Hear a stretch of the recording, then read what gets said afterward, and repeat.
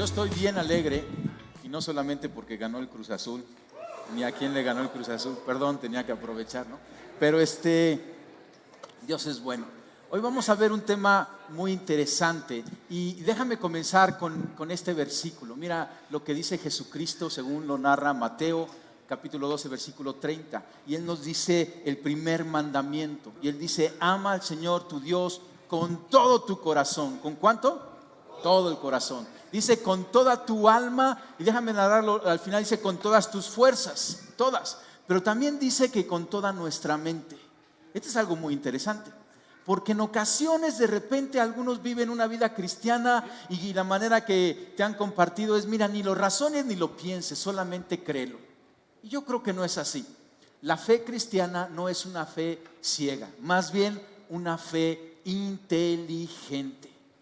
Y Josh McDowell, un autor del que tomé varias cosas que te voy a compartir hoy, dice esta frase. Él dice: mi corazón no se puede gozar en lo que mi mente rechaza. Y tiene mucha razón.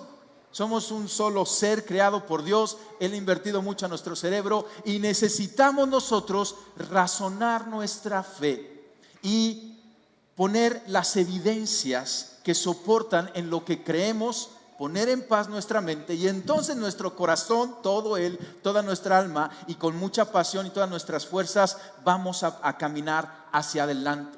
Y tenemos que presentar argumentos de lo que nosotros creemos. Muchos a lo mejor piensan y dicen: hasta que a mí no me demuestres a través del método científico que Jesucristo existió, no lo voy a creer. Y sabes que el problema es que el método científico se usa para probar aquellas cosas que se repiten. Si tú dices: yo he visto que la madera flota, entonces haces tu observación, haces tu hipótesis, haces el experimento y pones una cubeta de agua, un pedazo de madera, observas, flota y haces tus conclusiones. Pero el método científico solo se usa para aquello que se puede repetir. Pero para una cuestión histórica se usa otro método. Por ejemplo, tú no puedes usar el método científico para comprobarme, joven, que estuviste en la escuela, en la prepa o en la universidad en esta semana. No hay manera de que uses el método científico para probar ahí. Para eso usas otro método que se llama legal histórico, así se llama ese método. O sea, por ejemplo, si tú me quieres demostrar con evidencias sólidas, más allá de toda duda de razón, tú vas a decir: para que veas que sí fue en la universidad, le mando un WhatsApp a mis amigos. Y los amigos dicen: sí, yo lo vi, ahí estuvo conmigo, ¿no? Le hablamos al profesor y el profesor dice: sí, me acuerdo que él estuvo ahí. Y además me enseñas tus apuntes de la clase. Eso es suficiente evidencia para que yo crea que tú fuiste a la escuela el jueves, ¿sí? O para comprobar que Benito Juárez fue el presidente de México. O sea, evidencia legal histórica. Y vamos a caminar en esto.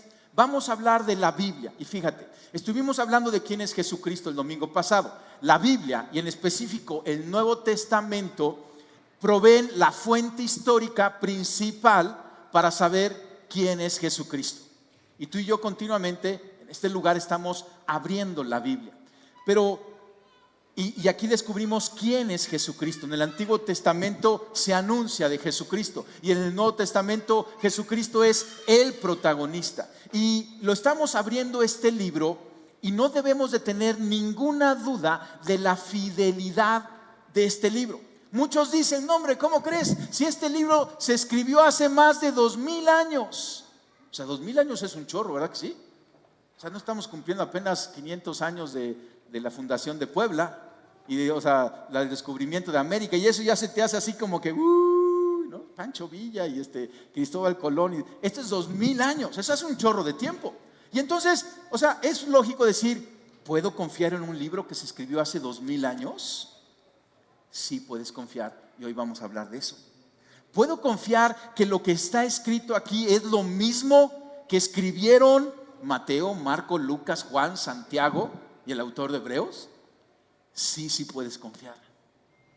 ¿Puedo confiar que nadie en el proceso de la historia de estos 2000 años le ha metido mano a este libro y de repente le ha puesto ahí ciertas cosas a su conveniencia? Sí puedes confiar que este es un libro confiable de acuerdo a lo que los autores que vivieron el testimonio presencial de Jesucristo han escrito.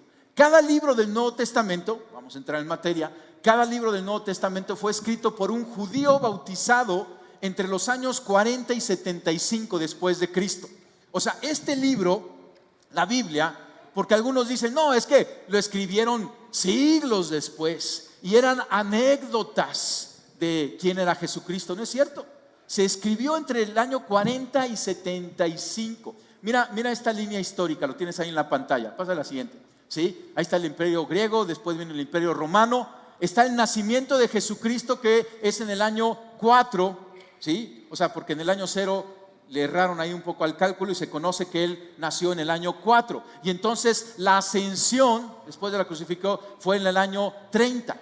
El concilio en Jerusalén, que está narrado en el libro de los Hechos, en el año 49. La destrucción del templo de Jerusalén, que es un hecho histórico narrado en muchas crónicas históricas, fue en el año 70. Y eso nos da mucha idea para poder nosotros saber cuándo se escribieron estos libros, y la muerte de Juan alrededor del año 100.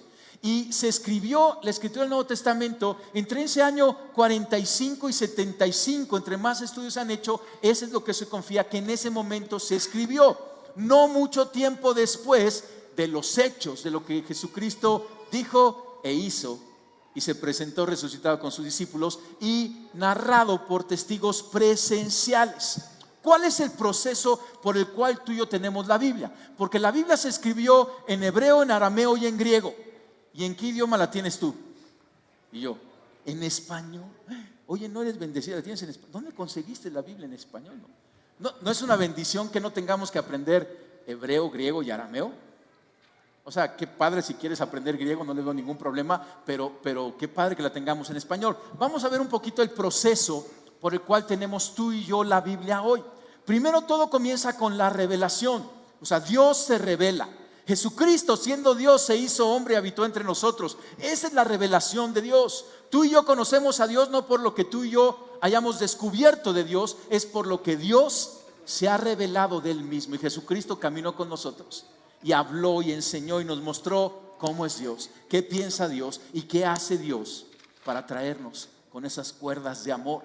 Y entonces esa es la revelación. Después está la parte de la inspiración, en donde el autor divino, Dios mismo, el Espíritu Santo, se pone de acuerdo con el autor humano y hay una inspiración. Todos los libros de la Biblia fueron escritos por hombres de carne y hueso, como tú y como yo, pero fueron inspirados por el Espíritu Santo. Tú lo puedes leer en el Antiguo Testamento. Los profetas dicen, palabra que vino de Dios para mí o para el pueblo, y lo escribieron, ¿no? Y entonces, o los evangelistas escribieron lo que vieron acerca de Jesucristo en testimonio.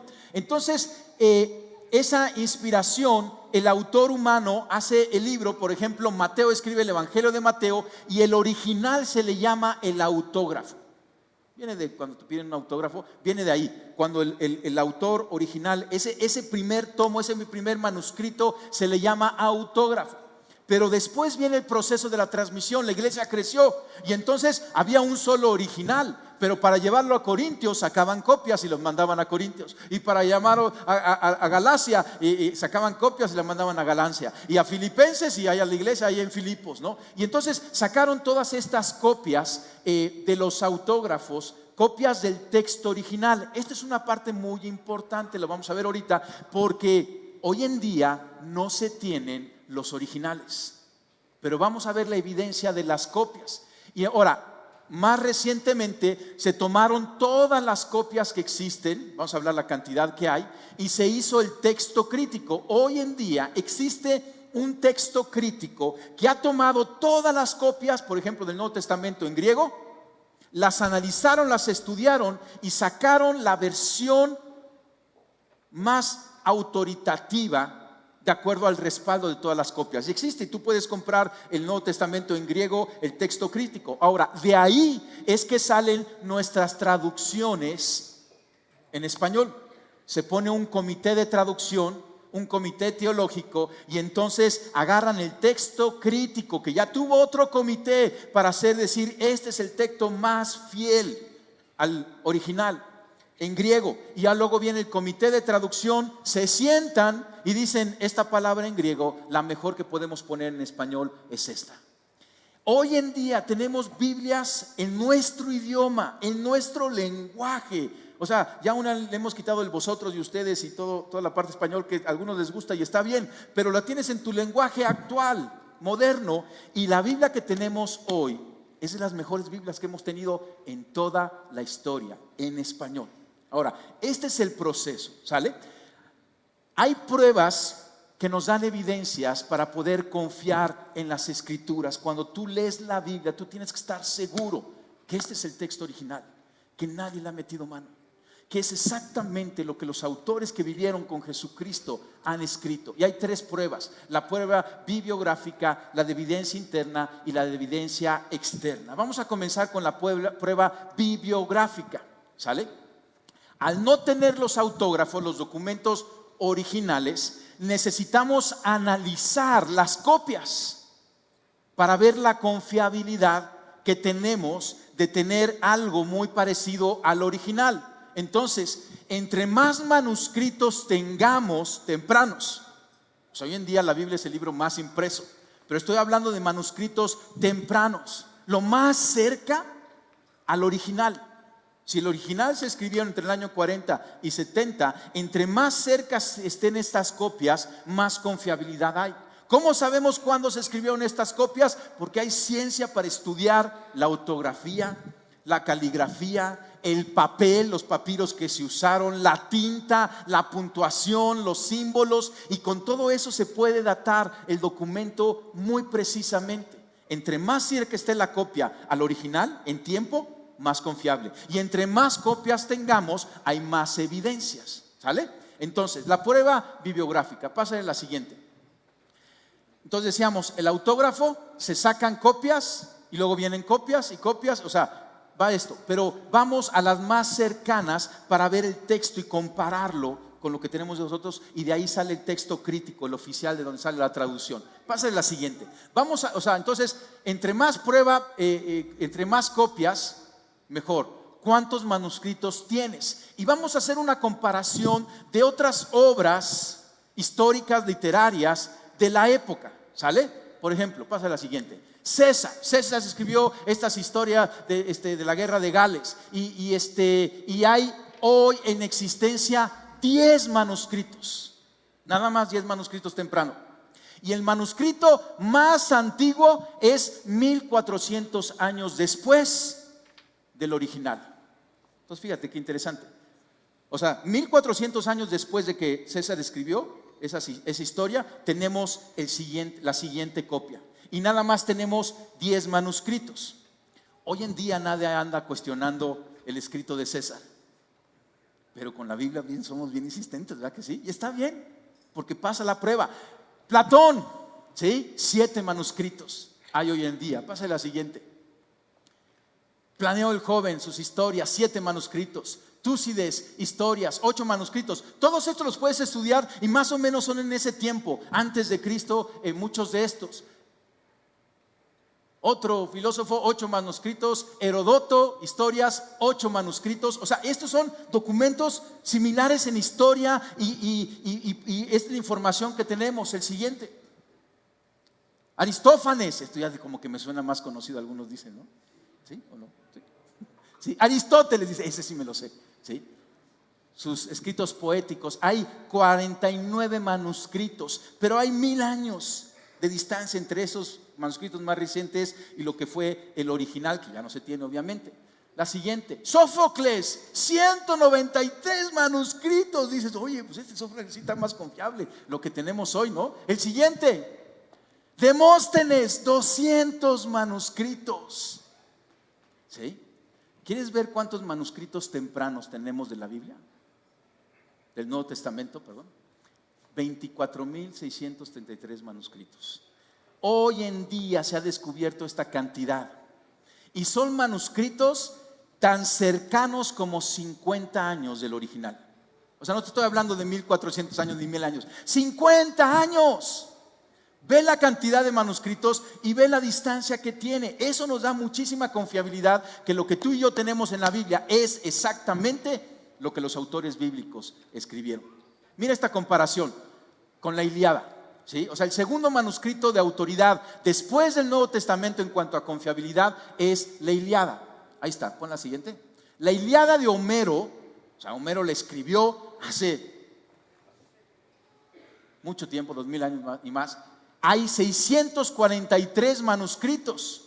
Este es el segundo documento después del Nuevo Testamento. Pero vamos a compararlo con el Nuevo Testamento. Ahí está la Ilíada con 643 y el Nuevo Testamento con 24,633. Es interesante porque nadie viene diciendo, se me hace que la Ilíada como que le metieron mano, ¿no? Nadie dice no, ¿no? Pero ¿verdad que con el Nuevo Testamento hay muchas cosas? Pero ahí están estas evidencias. Mira esta comparación. El Nuevo Testamento contra la Ilíada. Algo pasó ahí, ahí está. O sea, el Nuevo Testamento hay un intervalo de 50 años entre los manuscritos más tempranos. 24,000 manuscritos. Hoy en día tenemos el 95.5 del texto bíblico que tú tienes 99.5, gracias, Caro. El 99.5 del texto bíblico que tú tienes está respaldado por manuscritos muy tempranos, con esa 50, 60, 100 años de distancia del original. Esto da muchísima confiabilidad, comparado por ejemplo con la Ilíada, que hay un intervalo de 500 años entre el texto más temprano que se tiene después del original, que ya no se tiene, con un 95% del texto. Pasa a la siguiente. Entonces, existen hoy estas más de 20,000 copias, 24,000 decíamos, tempranas. Podemos decir que la autenticidad y la integridad de los libros de la Biblia está establecida. Lo que tenemos hoy es lo que se escribió entonces. No existe ninguna duda al tomar todas estas evidencias por la cual tú y yo debemos de cuestionarlo.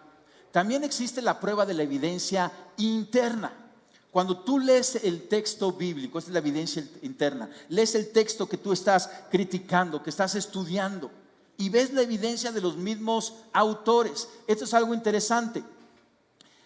Los eventos del Nuevo Testamento son escritos por testigos presenciales o por personas que vivieron con los testigos presenciales. Porque a veces también de repente por ahí se dice, no, es que por ahí eran como que ya eran tradiciones. No, Señor, la tradición se hizo al escribirlo. Pero está mira lo que dice Juan 19:35. La información anterior proviene de un testigo ocular que presenta un relato fiel. O sea, él mismo está hablando. Él dice la verdad para que ustedes también continúen creyendo.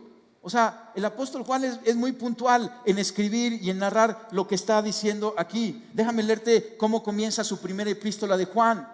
Y él dice, estoy primera de Juan 1:1, ese no te la agarré por sorpresa.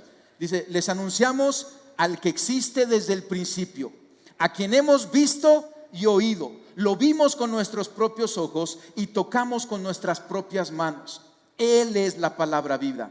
El quien es la vida misma nos fue revelado y nosotros lo vimos y ahora testificamos y anunciamos a ustedes que Él es la vida eterna. Estaba con el Padre y luego nos fue revelado. Les anunciamos lo que nosotros mismos hemos visto y oído para que ustedes tengan comunión con nosotros, y nuestra comunión es con el Padre y con su Hijo Jesucristo. Escribimos estas cosas para que ustedes puedan participar plenamente de nuestra alegría.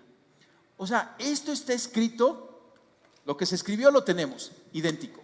Y esto que se escribió fue por testigos oculares, gente como Juan. Juan estuvo ahí al pie de la cruz. Juan estuvo ahí cuando Jesucristo caminó sobre el agua. Juan vio la multiplicación de los panes. Siguiente domingo vamos a hablar por qué es tan importante este testimonio de hombres que dieron su propia vida.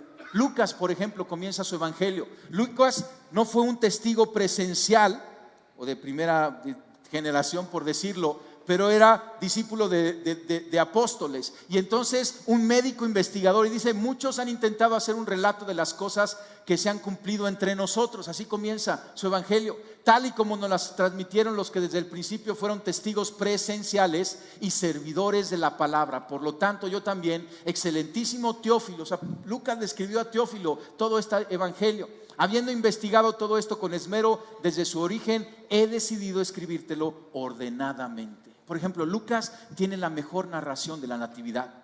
Yo interpreto que Lucas se sentó con María, que estaba viva en el tiempo que Lucas escribió su evangelio, y le dijo, ¿cómo fue? ¿Cómo fue eso de los reyes magos o de los magos, de los sabios de Oriente? ¿Y cómo fue eso del ángel? ¿Y cómo sucedió eso en Belén? Y él lo escribió. ¿De quién lo vivió? Segunda de Pedro 1:16, el apóstol Pedro nos dice: cuando les dimos a conocer la venida de nuestro Señor Jesucristo en todo su poder, no estábamos siguiendo sutiles cuentos supersticiosos, sino dando testimonio de su grandeza que vimos nosotros, que vimos con nuestros propios ojos. O sea, son testigos presenciales. Lo que tú y yo tenemos escrito es lo que ellos escribieron, y lo que escribieron fue lo que vieron, no lo que les contaron. Fueron testigos presenciales los que han escrito la narración. La Biblia no es un tratado teológico con puntos y declaraciones. De aquí sacamos tratados teológicos. Son historias de hombres a los cuales Dios se les reveló. Estos hombres caminaron con Jesucristo, vieron a Jesucristo, comieron con Jesucristo, fueron impactados por Jesucristo. La tercera prueba es la evidencia externa, en donde tomas el contenido de la Biblia y lo comparas históricamente con documentos que narran la historia para ver si hay una coherencia. Y entonces buscas los hallazgos arqueológicos, materiales históricos escritos alrededor de la época y que estén en conformidad con las evidencias que los mismos escritores dan. Y eso nos da la confianza para saber la exactitud y autenticidad de la misma. Por ejemplo, Lucas escribe también ahí en el capítulo 3, versículo 1, y dice: era el año 15 del reinado de Tiberio, el emperador de Roma. Y narra exactamente quién gobernaba y quién estaba ahí. Poncio Pilato era gobernador de Judea, y Herodes Antipas de Galilea, y su hermano Felipe. Y todas esas evidencias que dan esta misma escritura, la evidencia externa es que se compara con la historia que otros que no tenían nada que ver con el cristianismo escribieron, y comparas y dicen: es lo mismo. Hay una concordancia en todo esto, y eso le da un peso de evidencia, de confianza. Podemos decir que la Biblia es confiable e históricamente fiable en cuanto al testimonio que da de Jesucristo. Cabina, la siguiente, ahí está. Hay evidencia. No existe duda razonable. ¿Tienes más dudas? Te recomiendo un libro de Josh McDowell, se llama Nueva Evidencia. Yo te acabo de hacer un resumen, ya te lo ahorré. Pero aquí hay evidencia tras evidencia tras evidencia. Aquí están todos los manuscritos. Aquí dicen dónde están los originales, las copias más recientes de que, o sea, aquí existen tratados y libros y libros. Y entonces, cuando tú y yo abrimos la Biblia, lo debemos hacer con plena confianza. Sabemos que es confiable, y entonces nos ponemos a buscar a Jesucristo. Jesucristo confió también en las Escrituras, porque tú y yo debemos desconfiar en las Escrituras como Jesucristo confió en ellas. Jesucristo es el protagonista del Nuevo Testamento, pero Jesucristo caminó con el Antiguo Testamento, que también tú y yo tenemos en nuestra Biblia. En nuestra Biblia está el Antiguo, que es la primera parte, y el Nuevo Testamento. Nos basamos más en el Nuevo Testamento porque es la historia de nuestro Señor Jesucristo. Si tú vas a leer la Biblia, yo te digo, comienza en la mitad, comienza con el Nuevo Testamento. Pero Jesucristo una y otra vez se basaba en las Escrituras. Él no dudó las Escrituras. En ocasión estaba siendo tentado Jesucristo por Satanás, y él respondió: escrito está, no solo de pan vive el hombre, sino de toda palabra que sale de la boca de Dios. Él confió en las Escrituras, y él nos dijo, él decía, ese es su error, que no conocen las Escrituras, porque ellas son las que dan evidencias de mí. Todo el Antiguo Testamento anuncia a Jesucristo, y el Nuevo Testamento nos presenta claro y preciso quién es Jesús. Yo no vería por qué tú y yo no confiemos en este libro. Y si sigues teniendo preguntas, vamos a responderlas, vamos a razonar, vamos a investigar hasta que lo resolvamos. Pero lo siguiente es, cuando tú confías en este libro, es demostrarlo prácticamente. Porque a lo mejor muchos de ustedes dijeron, tenía la duda, pero ya me queda claro. Algunos que dicen, no tenía duda y ahora menos duda tengo. Pero ¿cómo demuestro que confío en la palabra, en la Biblia? Yo te voy a dar algunas cosas. Primero, ¿cómo demuestras que confías en este libro? Ten este libro, ten la Biblia. No, es que allá me la leen el domingo. No. O sea, sería bueno que tú la tuvieras. La Biblia es mi libro de cabecera. Me gusta leer y tengo libros, ya hago audiolibros y muchas cosas, pero la Biblia siempre está junto a mí. Yo te digo, léela. No la vas a acabar en un día ni en un mes, quizá ni en un año, pero lee un capítulo. Este es el reto que yo te puedo. Un capítulo del Nuevo Testamento todos los días. Es palabra de Dios, es vida, ¿sí? Y es confiable. Lee un capítulo diario o escúchalo, oye audiolibros y puedes ir manejando y puedes ir escuchando la Biblia. Comienza con el Nuevo Testamento, nunca lo has hecho, comienza con el Evangelio de Juan, que es más poético, va a estar más fácil. Y comienzas a leerlo. Esto es lo primero. Segundo, participa en un estudio bíblico una vez a la semana. Es bueno leerla, pero también hay que estudiarla.